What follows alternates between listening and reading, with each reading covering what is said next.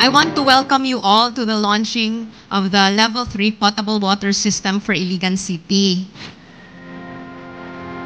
So today we celebrate the groundbreaking of a new water treatment facility, a project that promises to augment our water supply and address one of the most pressing challenges faced by the community.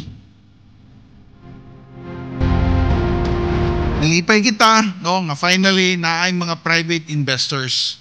There's the JE Hydro, manisulod karon. This facility will transform our water supply system, providing clean, safe, and reliable water. I believe nga, kani nga project mamugna lang ni po magtinabangay og magkahiusat ang tanan.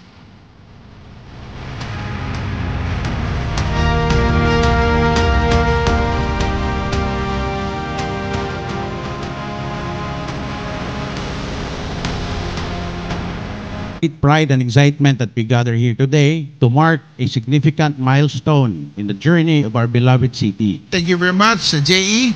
Salamat kay sa inyong investment. Dako kining pride and joy para kanako isip mayor nga this is the first investment coming from your end, from this administration nga ni-invest din sa Iligan.